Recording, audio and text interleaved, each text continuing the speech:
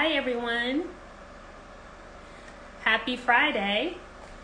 It is a TGIF Friday, and it's been a wonderful week, but this is now the time where we pause and we reflect on the beauty of feedback. So for those of you who I'm meeting for the very first time, my name is Dr. Shanita Williams. I consider myself a feedback enthusiast because I believe that if you can truly unpack and understand the beauty of feedback, you truly have the keys to unlocking and unleashing your potential. So tonight, we're going to do something a little different. Typically, I keep it a little surface when we talk about feedback. It's time to take it a layer deeper. Today, we're going to talk about really looking through feedback through the lens of what really is happening at a societal level. In society today, it's probably no surprise to you that we are having conversations about diversity, equity, and inclusion. And when you look across the globe, organizations are really striving to increase representation, both from a racial demographic as well as a gender demographic within the workplace. Now, there's tons of research that supports increasing diversity in the workplace. We know that when you have people from different backgrounds and experiences, that when they come together and try to create ideas, they're more innovative, more creative, and they really actually increase the productivity of the teams overall. So it's actually research-based that diverse teams are actually extremely productive, and that makes organizations happy, of course.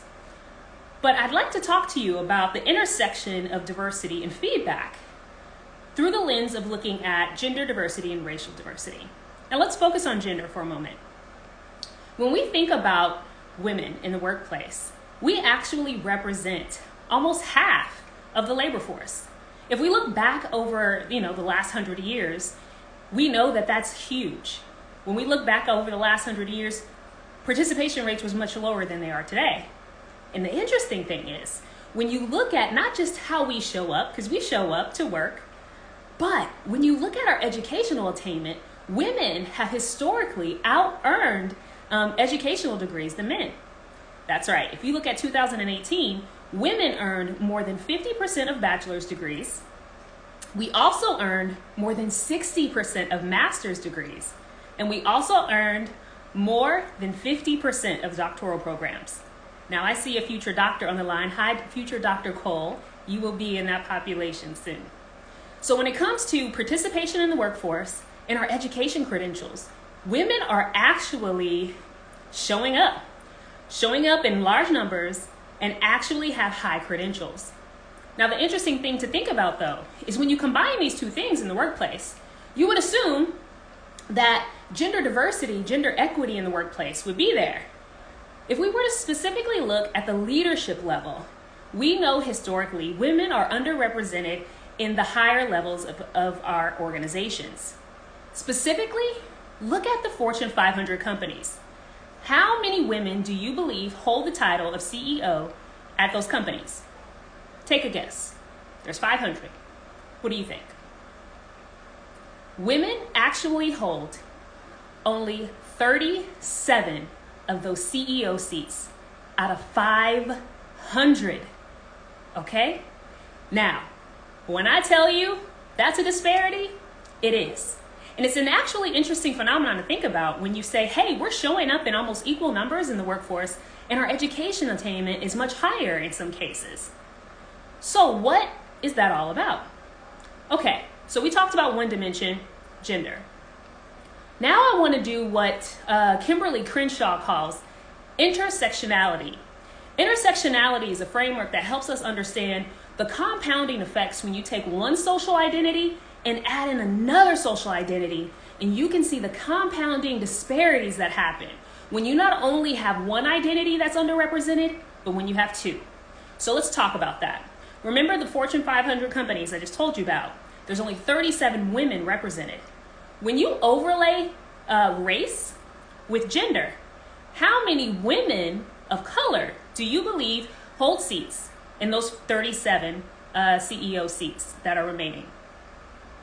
Women of color only hold 3 of those seats.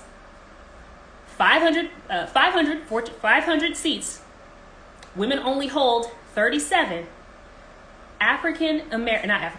Women of color specifically only hold 3.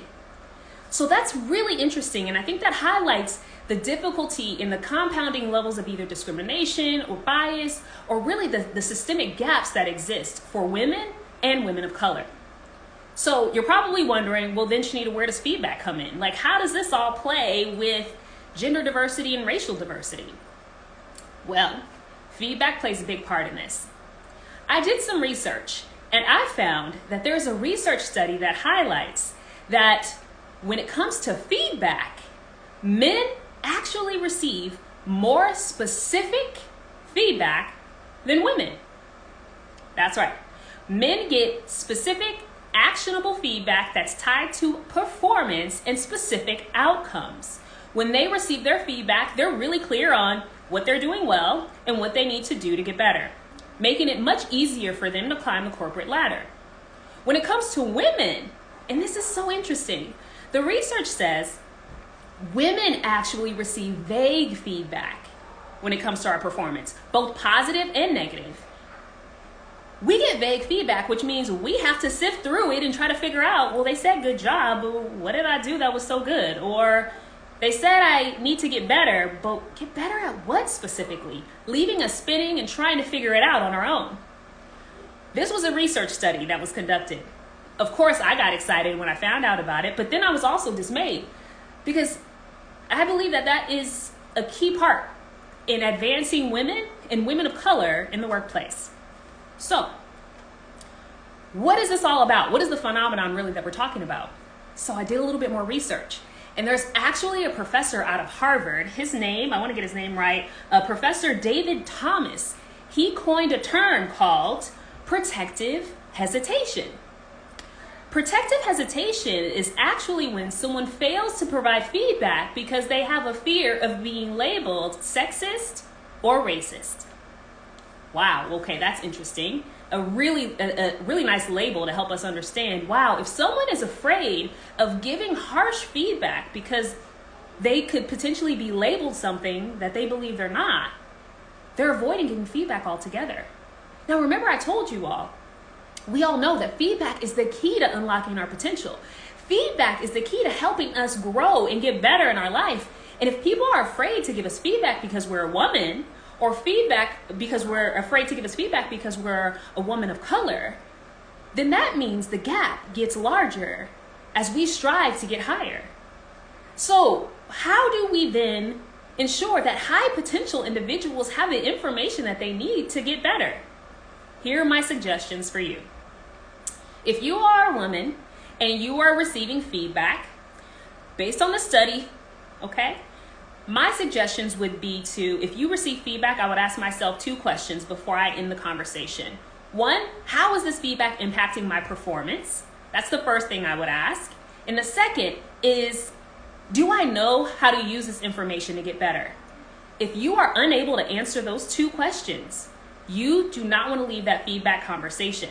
Remember, based on the research, women receive vague feedback more than men. So you want to make sure you're crystal clear about what's working, what's not, and how you can get better. Don't end that conversation until you ask a few more questions and have that clarity. If you're someone, though, who's delivering feedback to a woman or a woman of color, understanding that studies show that they typically get less feedback or in less clear feedback, here's some things that you can do if you're giving feedback to someone. First, think about, how is this feedback tied to performance? Get really clear about where it is in the business that is showing up and what it's impacting. You also want to get very clear about what can they do to get better. Don't leave that out of the conversation, or the person will just be there going, thanks for the feedback, and have no clear idea as to how to move forward with it. So, those are your tips for you tonight. I know this for some of you, you're probably thinking, wow, this was a heavy conversation, but it's an important conversation.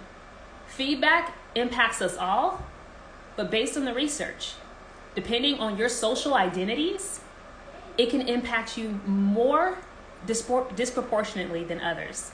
So I hope the tips I shared with you this evening are things that you'll be able to leverage in your life. Share it with a friend, I know we can't put ourselves in boxes, but I hope that the research I shared with you today helps get you one step closer to unlocking and unleashing your potential or the potential of others. Thank you so much and have a wonderful evening. Take care.